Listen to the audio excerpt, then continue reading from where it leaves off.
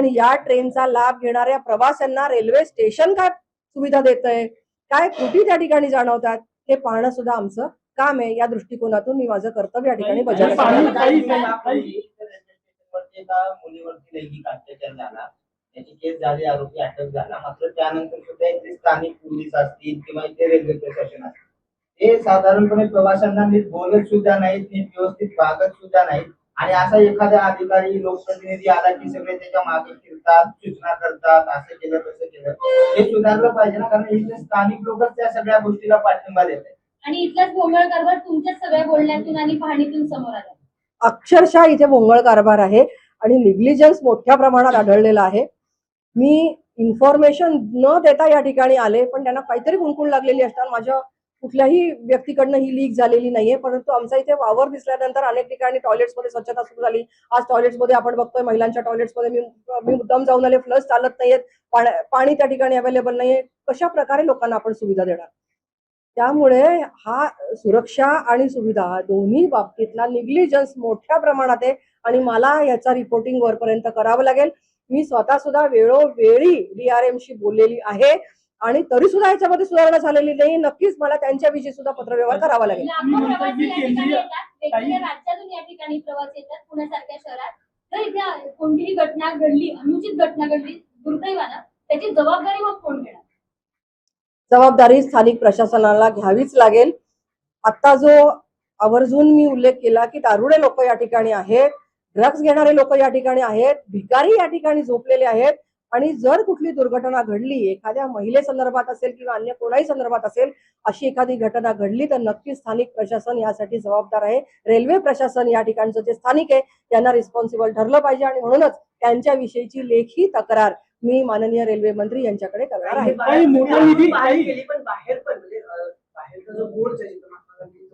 तिथं पण तसेच प्रॉब्लेम आहेत. पार्किंगचा सगळ्यात मोठा इश्यू आहे. पार्किंग अलोकेट ज्यावेळेस झाली ना, त्यावेळेस किती अडचणी आल्या सगळं तुम्ही पाहिलं होतं. आता सर्वसामान्यांना ती पण पार्किंग करू दिली जात नाही, पैशासाठी शिवीगाळ होते. त्याच्यावर पण ती लक्ष द्या. पोलीस असून तिथं फायदा नाहीये काही. तिथं रोज काही ना काही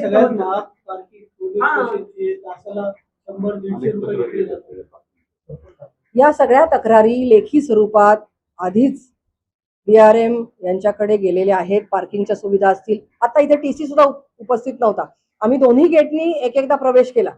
दोन्ही गेटवर कुठेही TC नाहीये. म्हणजे कोणी आओ जाओ घर तुम्हारा, कोणीही इथे या, कोणी बसा, कोणी विदाऊट तिकीट बसा, काही करा आणि मग एखादी घटना घडल्यानंतर कोण जबाबदार आहे? त्यामुळे या सगळ्या गोष्टींची गंभीर दखल आम्ही घेतलेली आहे आणि म्हणूनच आवर्जून मी या ठिकाणी आले. मला माहिती तुम्ही हा प्रश्न विचारणार, पण तरी मी आवर्जून या ठिकाणी आले आणि हा रिपोर्ट मला माननीय रेल्वे मंत्र्यांपर्यंत पोहोचवावाच लागेल, जेणेकरून आमच्या केंद्र सरकारचा जो अजेंडा आहे की सर्वात चांगली सुविधा आणि सुरक्षा ही रेल्वे प्रवाशांना मिळावी, यासाठीचा जो त्यांचा प्रयत्न आहे तो जास्तीत जास्त लोकांपर्यंत बेनिफिशियल त्याचा व्हावा, बेनिफिट पोहोचावा, यासाठी आम्ही या ठिकाणचं रेल्वे प्रशासन, मी मगाशी सांगितलेलं आहे उत्तर, मी पुनरावृत्ती करते याची, की या ठिकाणचे रेल्वेचे जे अधिकारी आहेत ते या निग्लिजन्स बद्दल, या बेपरवाई बद्दल जबाबदार आहेत. पोलीस प्रशासन आणि सिक्युरिटीचे सगळे अधिकारी यांची सगळ्यांची मी लिस्ट वरपर्यंत देणार आहे. सत्ताधारी पक्षाच्या महिला खासदार येतात, त्यांना ही सगळी अवस्था जाणवते. त्या खासदार इथं आल्यावर स्वच्छता सुरू होते. हे दुर्दैवाचं जाणवत नाही का? रोज प्रवाशांचे काय हाल होत असतील हे जाणवत नाही. जाणवतं म्हणूनच आले ना. रेल्वे मंत्र्यांकडून एवढ्या मोठ्या प्रमाणात निधी दिला जातो, तुम्हाला व्हिजिट करायला लावलाय, प्रवाशांना सोयी सुविधा भेटाव्यात यासाठी रेल्वे मंत्री स्वतः प्रयत्न करतायत. मात्र इथलं जे प्रशासन आहे ते निर्डावलेलं आहे. आता कुठेतरी कुऱ्हाड चालवायची वेळ आली असं वाटतंय की कारवाई झाल्याशिवाय याची सुधारणा होणार नाही असं तुम्हाला वाटतं? कठोर कारवाई व्हावी आणि सुरक्षा सुविधेमधल्या ज्या काही त्रुटी असतील त्या लवकरात लवकर दुरुस्त करा. प्रामुख्याने सुरक्षा ही तर अगदी ऐरणीवरची गोष्ट आहे. आपण बघतोय की अनेक महिला, युवती आज महाराष्ट्रातलं मुलींचं लापता होण्याचं प्रमाण असेल, मुलांचं किडनॅपिंगचं प्रमाण असेल, या सगळ्यालाच म्हणजे त्याला जर का पायबंद घालायचा असेल तर ही प्रवासाची जी साधनं आहेत, मास कम्युनिकेशनची साधनं आहेत, इथे सिक्युरिटी मोठ्या प्रमाणात वाढली पाहिजे. या संदर्भातला मी 0 आवर सुद्धा उपस्थित केला होता की प्रत्येक व्यक्ती जी तिकीट घेते, एका व्यक्तीबरोबर दुसऱ्या व्यक्तीचं तिकीट असेल, दोघांची सिक्युरिटी म्हणजे दोघांच्या तपासल्या जाव्यात की एक व्यक्ती दुसऱ्या व्यक्तीला जर घेऊन जात असेल. अनेक गोष्टी आपल्याला दिसतात की अपहरण होत आहे, लव्ह जिहादच्या केसेस होत आहेत, अनेक घटना घडतायत, लहान मुलांच्या अपहरणाच्या घटना घडतायत. आता सुद्धा 2 लहान मुलं आम्ही तिथे पाहिली की त्यांची आई, म्हणजे हा पुरावा काय की घेऊन आलेली व्यक्ती कोण आहे हे कसं कळणार? जर ती विदाऊट परवानगी आत येते तर ती मुलं कोण आहेत? ती झोपलेली व्यक्ती कोण आहे? ही आता तिची सख्खी आई असू शकेल, परंतु एखाद्या व्यक्तीला मुंगीचं औषध देऊन लहान मुलांना झोपून प्रवास करून घेऊन गेले तर त्याला जबाबदार कोण? आणि म्हणून या सगळ्या गोष्टी या अत्यंत तातडीने दुरुस्त करण्याच्या गोष्टी आहेत आणि आजपर्यंत दुर्लक्ष केलेल्या व्यक्ती इथल्या स्थानिक प्रशासनातल्या नक्कीच जबाबदार आहेत. शेवटचा प्रश्न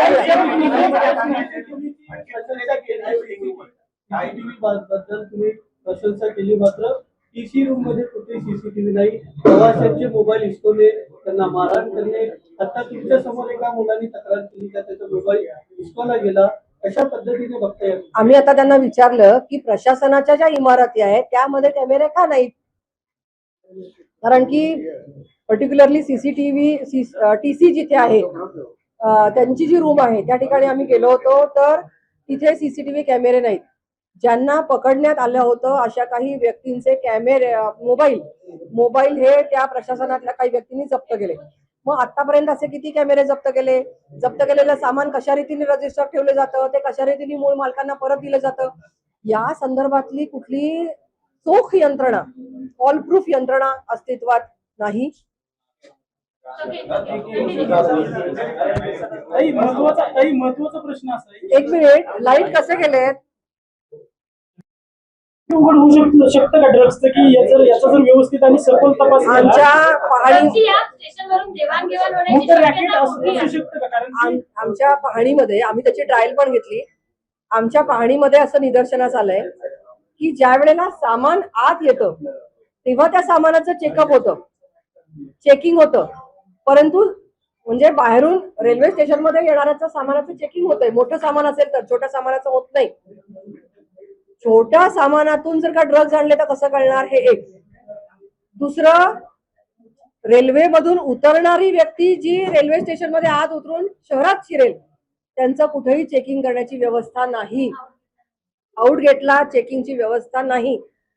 त्यामुळे बाहेरच्या राज्यांमधून अन्य ठिकाणाहून जे प्रवासी येत आहेत त्यांचं चेकिंग कोण करणार?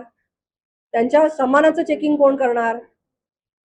त्यांच्यामधून काही अवैध गोष्टी आल्या, प्रवाशांबरोबर जर काही ह्युमन ट्रॅफिकिंग झालं त्याची तपासणी कोण करणार?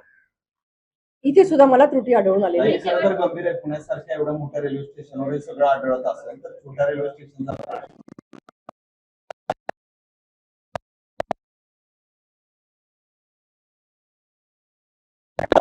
हे सगळं पाहिलं जाते, त्याच्या पुढे तर हे सगळं होईल का असं वाटतंय का? नक्की आम्ही फॉलोअप घ्याल का? दर महिन्याला अशी पाहणी करून झालंय नाही आम्ही त्याचा फॉलोअप घेणार आहोत. आम्ही वरपर्यंत ही तक्रार देणार आहोत. आता ही लास्ट वॉर्निंग DRM यांना असणार आहे की त्यांनी त्वरित दिलेल्या मुदतीमध्ये, म्हणजे आता त्यांची मीटिंग आमची व्हायची आहे, तुम्ही त्याच्या आधीच मला वाईट द्यायला सांगितलं म्हणून, पण आता मी तिथेच चालली आहे. त्यांच्या मीटिंगमध्ये ते किती दिवसात पूर्ण करण्याची हमी देत आहेत त्यानुसार आम्ही वाट बघू, अन्यथा वरपर्यंत त्याची तक्रार आणि मग वरून रट्टा बसेल. काही नाव बदलायचं चर्चा सुरू होती पुणे रेल्वे स्टेशनचं, ते कुठपर्यंत आहे? आता त्या विषयावर जर बोलले तर तोच विषय चालेल. तो विषय आता चालवायचा नाही, मी त्याची वेगळी बाईट देईन.